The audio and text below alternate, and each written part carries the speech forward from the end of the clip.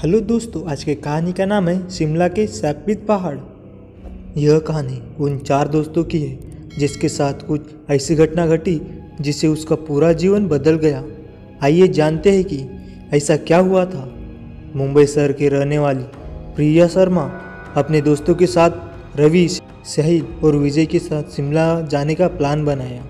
वो सब शिमला जाने के लिए बस में बैठ गए। कुछ ही देर में प्रिया सो गई। अचानक प्रिया की नींद खुली तो उसने देखा कि बस में कोई भी नहीं था। बस का ड्राइवर भी नहीं था। बस अपने आप ही चल रही थी। उनके सारे दोस्त भी बस में नहीं थे। यह सब देखकर डर के मारे प्रिया जोर जोर से चिल्लाने लगी। अचानक उसे लगा कि कोई उसके पीछे खड़ा है। जब उसने पीछे मुड़कर देखा तो वहाँ एक स्त्री बैठी थी। उस स्त्री का चेहरा जला हुआ था। ऐसा लग रहा था कि किसी उसके चेहरे पर एसिड फेंका हो। ऐसा भयंकर चेहरा देखकर प्रिया ने चिल्लाना शुरू कर दिया, बचाओ बचाओ। और अचानक प्रिया की नींद उड़ गई। वो एकदम डरी हुई और पसीने से पूरी भीग गई थी। पास में बैठे हुए विजय ने पानी की बोतल दी और बोला, शायद तुम्हें कोई सपना देखा होगा। थोड़ी ही देर में सब शिमला पहुंच गए और एक होटल पर रात बिताने के लिए गए। दूसरे दिन वो सब साथ में मिलकर होटल के पास वाले पहाड़ में घूमने के जाने की निश्चित किए। करीबन आधे घंटे में वो सब पहाड़ के सबसे ऊंचे शिखर पर पहुंच गए। वहीं से नीचे देखने पर घने लीलेछन पेड़ पौधे काफ़ी सुंदर दिख रहे थे। अचानक साहिल चौंक गया और बोला, नीचे देखो, कोई खड़ा है। लगता है कोई स्त्री है। विजय और रवि भी देखने लगे, लेकिन उन्हें कोई दिख नहीं रहा था और बोले, तू पागल हो गया है क्या?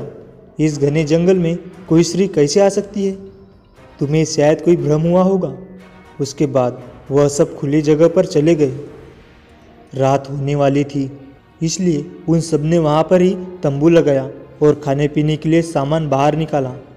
प्रिया की बैग तंबू के बाहर थी, इसलिए वह लेने के लिए बाहर गई। वहाँ पर उसे किसी की आवाज़ सुनाई दी। प्रिया उस आवाज़ की ओर अपनी नज़र घुमाती तो उन्हें सामने कोई 3 आदमी आते हुए दिख रहे थे।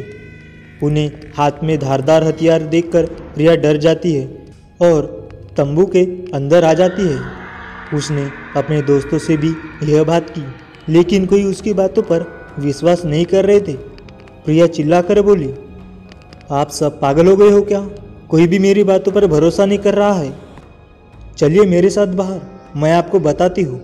वो सब बाहर आके सीक्रेट डोर से नीचे देखने लगे।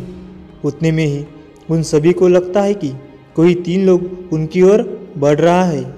यह सब देखकर वो सभी डर जाते हैं और तुरंत ही अपना सामान समेट लेते हैं और बड़े से पत्थर के नीचे जाके छुप जाते हैं। थोड़ी ही देर में वो सब ऊपर आ जाते हैं। प्रिया देख रही है कि उनके हाथ पैर और सिर आम आदमी जैसे बिल्कुल नहीं थे। वो सब एक जगह पे बैठ जाते हैं और कुछ तांत्रिक विद्या शुरू करते हैं। उनमें से एक आदमी अपने हाथों की उंगली को काट देता है, लेकिन अंधेरे की वजह से उन्हें कुछ भी ठीक से दिखाई नहीं देता। अचानक उन चारों ने देखा कि एक औरत उन आदमियों के बीच में आके लेट जाती है। कोई नहीं जानता कि आखिर औरत वहाँ पे पहुँची कैसे। प्रिया ने कहा, मुझे कुछ समझ नहीं आ रहा है, आखिर यह सब हो क्या रहा है? मुझे बहुत ही डर लगता है। एक के बाद एक वो तीनों उस औरत को सूंघने लगे। वहीं पे अचानक उस औरत ने अपनी उंगली उठाई और हमारी तरफ इशारा करने लगी। हम सब डर गए। वो तीनों उस औरत को छोड़कर हमारी ओर बढ़ने लगे। हम सब पहाड़ी से नीचे होटल की ओर दौड़ने लगे। हमारी आवाज़ सुनकर वो तीनों हमारी ओर दौड़ने लगे। प्रिया और साहिल सबसे आगे थे और विजय और रवि इनके पीछे दौड़ रहे थे। प्रिया और साहिल होटल तक पहुंच गए, लेकिन रवि और विजय का कोई पता नहीं चल रहा था। हमने होटल वालों से उनके बारे में सभी बातें की तो उन लोगों ने कहा कि उस पहाड़ पे कोई नहीं जाता है। वो पहाड़ शापित है, जो भी वहाँ जाता है वो कभी वापस नहीं आता है।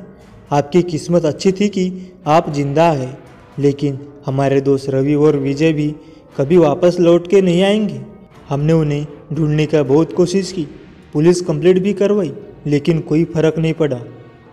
दोस्तों, अगर आपको हमारी कहानी पसंद आई हो तो शेयर ज़रूर करें और चैनल पर नए हो तो चैनल को ज़रूर सब्सक्राइब करें। थैंक यू दोस्तों।